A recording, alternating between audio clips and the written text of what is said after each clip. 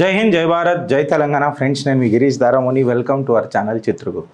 గిరీష్ మాట్లాడే కంటే ముందే నవ్వుతున్నావు ఏంది అని అంటే, పెళ్ళంటే నూరేళ్ళ పంట అని నమ్మో లేదో మనకు తెలియదు, కానీ ఇవాళనైతే పెళ్ళంటే కేవలం ఒక రిలేషన్షిప్ల మంట అని చెప్పి మాట్లాడుతున్నారు.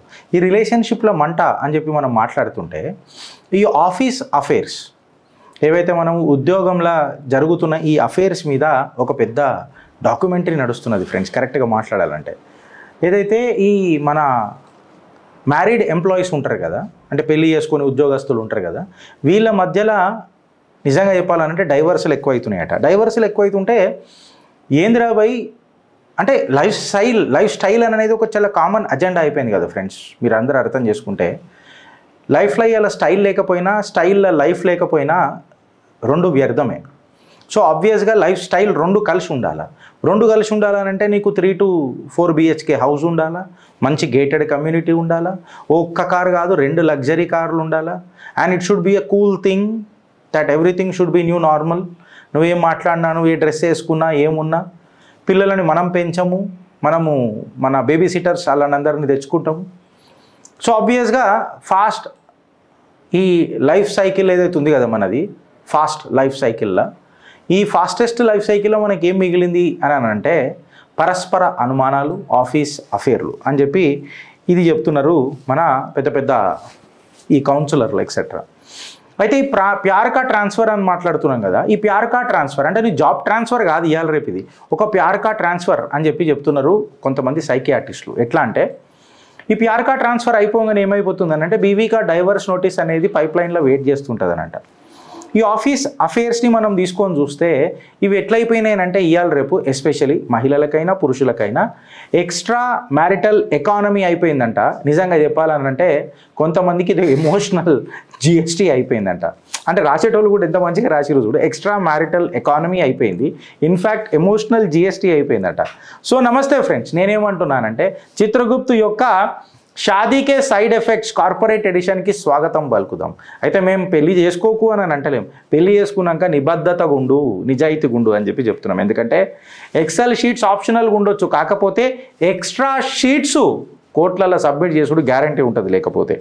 అయితే ఇలా కార్పొరేట్ భారత్లో ఏదైతే మనం ఉద్యోగం పోతాం కదా, అందులో జాబ్ డిస్క్రిప్షన్లో చెప్పినా చెప్పకపోయినా ఈ అఫేర్ పొటెన్షియల్స్ని ప్రతి ఆఫీస్లో డిస్కస్ చేయాల్సిందే ఫ్రెండ్స్. ఎందుకంటే యాజ్ పర్ గ్లాన్డౌన్ యాప్ ఎకనామిక్ టైమ్ సర్వే చేసిన ప్రకారం ఏంటంటే 34% ఆఫ్ ది ఇండియన్ ప్రొఫెషనల్స్ ఎవరైతే ఉన్నారో వాళ్ళు ఈ ఎక్స్ట్రా మ్యారిటల్ అఫేర్స్లలో ఇన్వాల్వ్ అవుతున్నారట. అంటే ఉద్యోగం చేస్తున్నప్పుడు ఈ మన ఇవేమంటారు రిలేషన్షిప్స్ అంటారు కదా, పెళ్ళైనాక కూడా ఇంట్లో ఉన్నారట. అయితే ఇక హెచ్ఆర్లకు జనరల్గా ఏందనంటే ఓ 3 ఎంప్లాయీలు ఉన్నారు అని అంటే అలా ఖచ్చితంగా ఒక లఫడా నడుస్తుంటుందంట, గలగల లఫడా నడుస్తుంటుందంట. అయితే గిరీష్ ఇప్పుడు మా ఎంప్లాయీలదన్నా 3 ఉన్నాము అని అంటే అలా 3 మొగోళ్ళమే ఉన్నాము, 3 ఆడోళ్ళమే ఉన్నాము అని అంటే ఇక మరీ మీరు ఇంత ఇక నన్ను పచ్చిగా మాట్లాడేసేటట్టు చేయకుర్రి, నేను డేటా తీసుకొని చెప్తున్నా. గురుగాంలో ఎంత దుర్ఘటన అంటే ఫ్రెండ్స్, నిండు గర్భిణిని ఒకడు ఎక్స్ట్రా మ్యారిటల్ అఫేర్స్లలో ఆల్టెంటర్ కొట్టేసి తన కొత్త లైఫ్ బిగించనికే నిండు గర్భిణిని వదిలేసి వెళ్ళిపోయిందంటే మీరు నమ్ముతారా? కోవిడ్ టైంలో, అది కూడా కోవిడ్ పోయింది, కాకపోతే కమిట్మెంట్ పర్మనెంట్గా మిగిలిపోయింది. కమిట్మెంట్ అనేది పర్మనెంట్గా మిగిలిపోయింది. చెన్నైలో ఒక పోలీస్ ఆఫీసర్ తన భార్యను చంపేసిండు. అట్లనే బెంగళూరులో కూడా ఒక గృహిణిని ఒకడు చంపేసిండు. వయస ఒక గృహిణి కూడా ఒక తన హస్బెండ్లని ఎన్నో చంపిన కేసులు మనం ఇవన్నీ చూస్తున్నాం. ఇవాళ ఎట్లయిపోయిందని అంటే ఇది కంప్లీట్గా కభీ ఖుషి కభీ గమ్ అని అన్నట్టు మనకు కనబడుతుంది. ఎప్పుడు ఖుషి ఉన్నది, ఎప్పుడు గమ్ అవుతుందో మనకు తెలుస్తలేదు. ఎందుకనంటే ఈ డేటింగ్ యాప్లు, ఈ మ్యారీడ్ న్యూ సింగిల్ అని అంటే నేను పెళ్లి చేసుకున్నా, టిండర్లో పోయినా అన్మ్యారీడ్ అని పెట్టుకున్నా, లుకింగ్ ఫర్ ఆప్షన్స్ అని పెట్టుకుంటా, బ్రేకప్ అంట, లుకింగ్ ఫర్ రిలేషన్షిప్స్ అంట. అంటే ఈ మంగళసూత్ర ముక్తి మూమెంట్కి ఇవాళ ఎవరు దారి తీస్తున్నారు ఫ్రెండ్స్? నేను అడిగింది కరెక్ట్, మీరు వింటుంది వాస్తవం.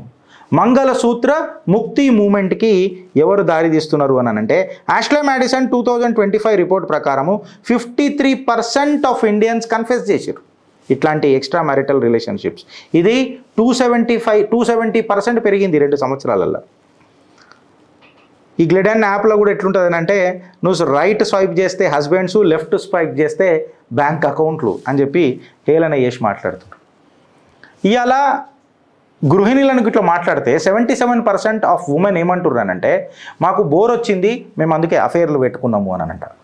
ఇవాళ 48% ఏదైతే మహిళలు చీట్ చేస్తున్నారు చూడు, వాళ్ళు తల్లులంట. ఒకరో ఇద్దరు ముగ్గురు పిల్లలకో తల్లులంట. 40% of the women or men ఏమంటారంటే ఎమోషనల్ అఫేర్స్. ఎట్లా అనంటే డైరెక్ట్ మెసేజ్లో ఫ్లర్ట్ అయిపోయినాం, అఫేర్స్ పెట్టుకున్నాం, తప్పైపోయింది, వదిలేసినాం. ఇది ఎట్లయిపోయిందంటే ఇన్స్టాగ్రామ్లలో చాట్ అనేది జిమ్లలో కార్డియో ఎక్సర్సైజ్ చేస్తాం చూడు, నార్మల్గా పోగానే వామప్ ఎక్సర్సైజ్ లెక్క ఒక న్యూ కార్డియో అయిపోయింది ఫ్రెండ్స్. అక్కడ వెయిట్ లాస్ అవుతుందో తెలియదో కానీ ఇక్కడ ఖచ్చితంగా మ్యారేజ్ లాస్ మాత్రం ఖచ్చితంగా అవుతుంది. హైదరాబాద్ తీసుకుంటే కూడా ఈ హైదరాబాద్ ఏం కొత్తది కాదు. బిర్యానీలా ప్యార్ కా పాయిజన్ జబర్దస్త్ కనబడుతుంది మీకు కార్పొరేట్ మీటింగ్లలో. హైదరాబాద్లో డైవర్స్ ఫైలింగ్స్ ఏవైతే ఉంటాయో 35% పెరిగినాయి 2019 నుంచి 2024 వరకు. సుమారు 6,406 కేసులు ఒక్క సంవత్సరంలో 4 కోట్లలో తిరుగుతున్నాయని అంటే మీరు నమ్ముతారా? ఈ షాదీ అనేది ఎట్లయిపోయిందంటే సీజనల్ హలీం లాగా లేదు ఇవాళ. ఇది రోజు దొరుకుతున్న బిర్యానీ లెక్క మజా చెకనేక అని అన్నట్టు ఒక ప్రెషర్ కుక్కర్లో బతుకుతున్నారు అందరూ. సీటీ తీయకపోతే పేలిపోయేటట్టున్నారు. ఇక ఐటీ అండ్ బీపీఓ ఎంప్లాయీస్ది అయితే ఇంకా ఘోరాతి ఘోరంగా 70 గంటల వర్క్ అవర్ ఉంటుంది కదా పర్ వీక్ అంతా. Night lifes, rocks, bottoms up parties, chill cool, everything is cool. ఏయ్ నువ్వు నన్ను ఇంటర్ఫియర్ కాకు నా లైఫ్లో, and this is a cool thing right. ఇట్లనే నడుస్తూ ఉంటుంది. అందులో బోర్డమ్ కోసం అఫేర్ పెట్టుకున్నాడు కూడా కామన్ అయిపోతుంది. మంగళసూత్ర ముక్తి మూమెంట్. ఆఫీస్లల్లో బాసులు కూడా ఏం తక్కువ లేరు. ఎట్లా అంటే ప్యారా ప్రమోషన్స్ అఫేర్స్, అప్రైజల్ బెడ్ బోనస్లు కూడా ఉంటాయి. మీరు వింటుంది కరెక్ట్. ప్యారా ప్రమోషనల్ అఫేర్లు, అప్రైజల్ బెడ్ బోనస్లు ఉంటాయి. ఈ ఫ్రైడే పార్టీలు ఉంటాయి చూడు, పబ్లలో పోయి జింతాత చితా చితా చితా ఆటలు ఉంటాయి చూడు, ఆడనే మీ ప్రమోషన్లు డిసైడ్ అవుతాయి. హమ్ సాత్ సాత్ హే యా కభీ ఖుషీ కభీ గమ్, లేకపోతే హమ్ ఆప్కే హే కోన్ అని చెప్పి మాట్లాడి తెగదెంపులు అయిపోతాయి. అండి రెసిగ్నేషన్ లెటర్లు పడతాయి, లేకపోతే టర్మినేషన్ లెటర్లు వస్తాయి. 55% అంట, 55% ఆఫ్ ది రిలేషన్షిప్స్ ఏవైతే జరుగుతున్నాయో చూడు, అవి ఆఫీసుల బాసులకు వాళ్ళ సబార్డినేట్లకు జరుగుతున్నాయట. 44% ఏందని అంటే కెరియర్ గ్రోత్ కోసం ఈ అఫేర్లు పెట్టుకుంటున్నారంట. 30% ఏమంటున్నారంటే ప్రమోషన్ రావాలంటే ఇక ఇవన్నీ పిల్లో పర్ఫార్మెన్స్ రివ్యూస్ ఉండాలి బ్రదర్, లేకపోతే అయితలేదు బ్రదర్ అని చెప్పి చెప్తున్నారు. సో ఇలా ల్యాడర్ టు సక్సెస్, ఇది లవర్ టు సక్సెసా అని చెప్పి ఇలా క్వశ్చన్ చేస్తున్నాం. సో ఇది గుర్తుపెట్టుకోండి ఫ్రెండ్స్, ఏంటంటే మీ అప్రైజల్ ఎప్పుడైతే మీ అట్రాక్షన్కి మీట్ అవుతుందో రెసిగ్నేషన్ లెటర్ మీ టర్మినేషన్తో రెడీ ఉంటుంది ఫ్రెండ్స్. ఈ విక్టిమ్స్ ఎవరు అని అంటే మహిళలు, పురుషులు, వాళ్ళ పిల్లలు, వాళ్ళ తల్లిదండ్రులు కూడా దీనికి విక్టిమ్స్. నిజంగా వాళ్ళ పిల్లలని వాళ్ళ కౌన్సిలింగ్లో పోయినప్పుడు అలా పిల్లలని మనం కలిస్తే వాళ్ళు లైఫ్ లాంగ్ ట్రామాలో బతుకుతున్నారట. తల్లిదండ్రులు లేకపోతే సింగిల్ పేరెంట్స్తో నుండి కరెక్ట్గా లేక గొడవలు పడుతూ ఇరిటేటింగ్ బిహేవియర్ల లెక్క. ఇది ఎట్లుంటుంది అని అంటే ఫర్ ఎగ్జాంపుల్ ఒక ఏమంటారు భార్యాభర్తలు మాట్లాడుకునే సంభాషణ, ఏందండి చాలా లేట్ వస్తున్నారు మీరు ఆఫీస్ నుంచి అని అంటే మాకు టీమ్ బిల్డింగ్ ఎక్సర్సైజ్ నడుస్తుంది అని చెప్పిరట. భార్య అడిగింది అనుకోండి ఎంతమంది టీం మీ దాంట్లో ఉన్నారు అని అంటే ఇక నేను మీకు వదిలిపెడుతున్నా. వృద్ధులు తల్లిదండ్రులు ఎవరైతే ఉంటారో ఎప్పుడైతే కోర్టులలో ఇవన్నీ పంచాయతీలన్నీకి వస్తారో ఒక సోషల్ హ్యూమిలియేషన్కి వాళ్ళు గురవుతున్నారు. పెన్షన్ పరంపరణ లేకపోతే ఇజ్జత్ల పరంపరణ అనేది మీరు అర్థం చేసుకోండి. కామసూత్రకు బాగా అలవాటు అయిపోయి ఇలా కౌన్సిలర్ సూత్రకు దారి తీస్తున్నారు ఫ్రెండ్స్. ఇలా మీ మాటలు, మీ టైం, మీ టచ్, మీ గిఫ్ట్స్, మీ యాక్చువల్ కమ్యూనికేషన్ ఇళ్ళల్లో పెట్టుబడులు అవుతున్నాయి ఈ లవ్ అఫేర్లలో. సో ఈ కౌన్సిలర్ సూత్రకు పోయే కంటే ముందు మీ లోపల ఉన్న ఒక కామసూత్ర అనేది అవుతుందో దాన్ని జర కంట్రోల్డ్ స్టేట్లో పెట్టుకొని మీ జీవితాలను కరెక్ట్గా పెట్టుకుంటే అన్నీ సక్రమంగా ఉంటాయి కదా అని చెప్పి చెప్తున్నారు. रिश्ते सर्विसिंग नहीं करा जाता है, कार का सर्विसिंग फिर भी हो जाता है, बट रिश्तों का सर्विसिंग बहुत मुश्किल है. समझने की आप कोशिश करिए. कार सर्विसिंग అవుతుంది ఫ్రెండ్స్, రిలేషన్షిప్లో సర్వీసింగ్ కావాలా భార్యాభర్తల ముంగట అని అంటే నమ్మకం అననే ఒక టాపిక్ ఉంటుంది ఫ్రెండ్స్. ఇలా 66% of the bride arranged marriages ఏందని అంటే వాళ్ళు అసలు భర్తలను కూడా చూస్తారో లేదో డైరెక్ట్గా కుబులే అంటే కుబులే అంటే నేను అలా ఒక మతాన్ని సంబంధించి మాట్లాడుతున్నాను, జనరల్గా ఒక మాట్లాడుతున్నా. ఒప్పుకుంటారు, చేసేసుకుంటారు, తర్వాత మనకు తెలుస్తుంది పంచాయతీ ఏంది అని. ఈ గెస్ట్ అపియరెన్స్ జడ్జిల ముంగట చేసుడు అనేది కరెక్టా? ఇవాళ ఈ ఎమోషనల్ ఎకానమీ ఏదైతుందో ఫ్రెండ్స్, నేను మీకు అడుగుతున్నా ఏంటంటే ఈ ఎమోషనల్ భారత్ యొక్క ఎమోషనల్ జీడిపి ఏదైతుందో ఈ అరేంజ్డ్ మ్యారేజెస్, ఈ కంపాటబిలిటీ థియరీలు, ఈ డేటింగ్ యాప్లు, ఈ డైవర్స్ డౌన్ పేమెంట్లు, కార్పొరేట్ పార్టీలు, కెరీర్ మార్కెట్లు, దాని తర్వాత పుట్టిన పిల్లలు, కొలెటరల్ డ్యామేజ్లు. పేరెంట్స్ ఎవరు అని అంటే సైలెంట్ స్పెక్టేటరు.